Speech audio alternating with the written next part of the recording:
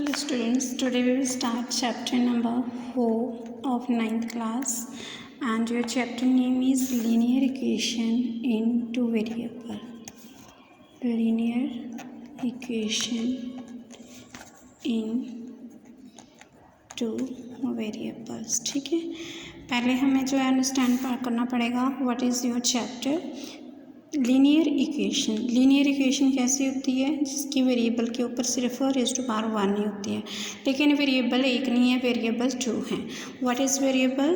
X Y U B P Q T S, ये सारे हमारे पास जो हैं वेरिएबल्स हो सकते हैं। ठीक है, तो इक्वेशन जब बनानी है तो हम एक जो कांस्टेंट टर्म लेते हैं उसके साथ में, जैसे हमने फर्स्ट वेरिएबल ले लिया एक्स, अब हम क्या करेंगे सेकेंड कांस्टेंट टर्म लेंगे, उसके साथ एक वेरिएबल ले लेंगे। और स्टैंडर्ड जब हम लीनियर इक्वेशन टू वेरिएबल में बनाएंगे तो हमारे पास लीनियर इक्वेशन का मतलब क्या है, वेरिएबल की रेज़ टू पावर जो है 1 होनी चाहिए और एक कांस्टेंट हमारे साथ में होता है। तो ये हमारे पास एक स्टैंडर्ड फॉर्म है linear equation in two variables की, जिसमें वेरिएबल कौन कौन से हैं हमारे पास। यहाँ पे वेरिएबल है हमारे पास एक्स, ये वेरिएबल है, वाई भी वेरिएबल है, और ये हमारे पास है कांस्टेंट टर्म्स। ठीक है, तो इसमें हमारे पास A B C constant term है। ठीक है, और जो इसके साथ में वेरिएबल के साथ में जो कांस्टेंट टर्म होती है उसको हमने जो है सेकेंड चैप्टर में पढ़ा था, उनको हम कोफिशिएंट भी बोलते हैं। तो ये हमारे पास था linear equation in two variables का इंट्रोडक्शन। ठीक है, अब हम स्टार्ट करेंगे आपकी एक्सरसाइज स्टार्ट करने से पहले आपको जो है वेरिएबल्स, कोफिशिएंट्स और लीनियर इक्वेशन का पता होना चाहिए। ठीक है, अब हम करेंगे आपकी exercise 4.1। Your first question is the cost of notebook is twice, मतलब ट्वाइस होता है 2 टाइम्स, 2 गुना the cost of pen. Write linear equation to represent this statement. ठीक है, इसको रिप्रेजेंट करने के लिए हमने वेरिएबल्स की फॉर्म में लिखना है और हमारे पास यहाँ पे हिंट दी है, take cost of notebook X और जो पेन की कॉस्ट है वो वाई दी हुई है। ठीक है, नोटबुक की जो कॉस्ट है तो हम पहले जो वो हमारे पास इंफॉर्मेशन दी है we have to start from there.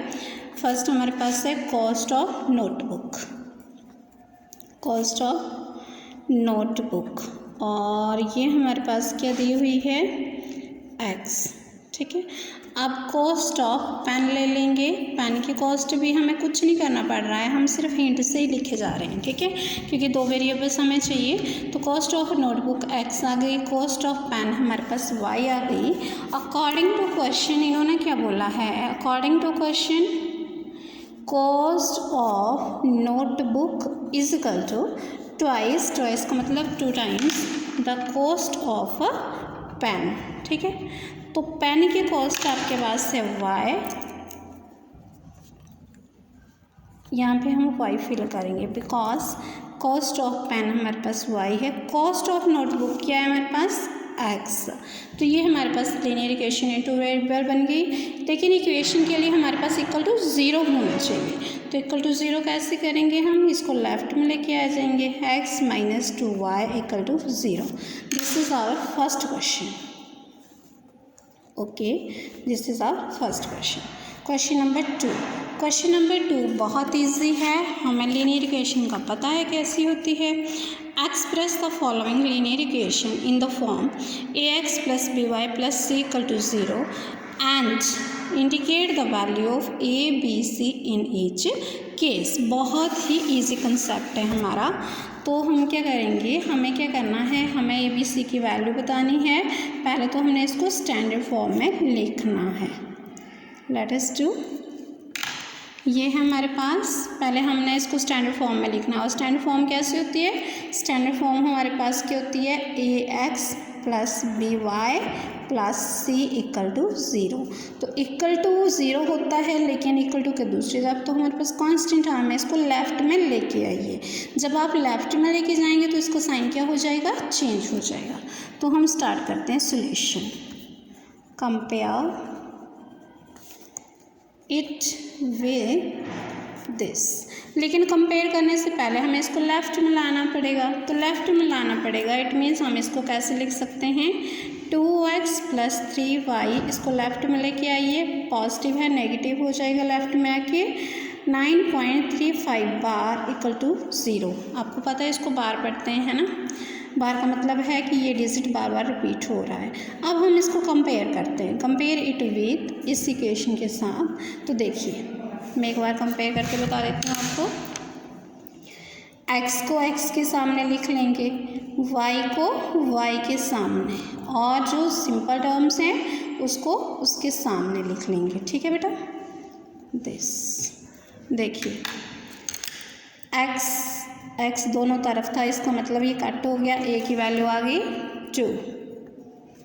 अब b y के साथ कट कर दीजिए, b की वैल्यू क्या आ गई, क्योंकि ये दोनों तो बराबर ही हैं तो b की वैल्यू आ गई 3। c के सामने क्या है, c = -9.35 बार रह गया था यहाँ पे लगाने के। तो इस तरह से आप कंपेयर कर सकते हो, x को x के सामने लिख दो, y को y के सामने, सिंपल टर्म को सिंपल टर्म के सामने, जैसे भी आप इसको कर सकते हो। तो a की वैल्यू आ गई 2, b की वैल्यू आ गई 3। देखो a 2x था और यहाँ ax था, हमने सामने लिख दिया, x कट हो गया, a की वैल्यू आ गई 2। इसी तरह से b की निकालनी है, y कट हो जाएगा, c की वैल्यू आ जाएगी। अब हम बारी बारी सारे क्वेश्चंस कर लेते हैं। सेकेंड है आपके पास x - y/5 - 10 = 0। अब ये स्टैंडर्ड फॉर्म में है ना, तो लिखो compare it with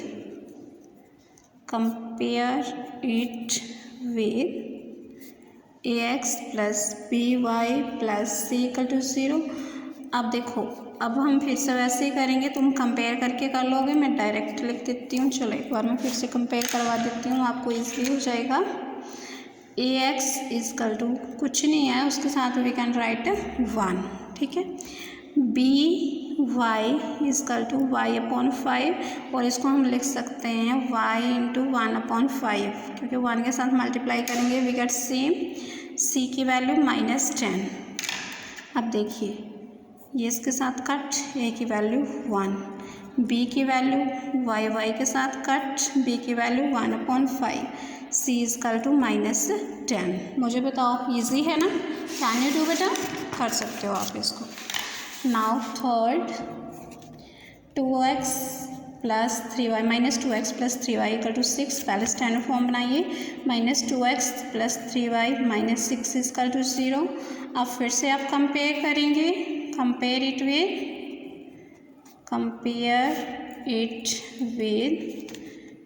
ax + by + c = 0। तो फिर से आप वैसे ही लिख लेंगे, ax = -2x, x cut, a की वैल्यू आ जाएगी, और by 3y and -6 = c। तो क्या क्या आ गया आपके पास, a की वैल्यू -2, b की वैल्यू 3, c की वैल्यू -6, ठीक है। थर्ड हो गया।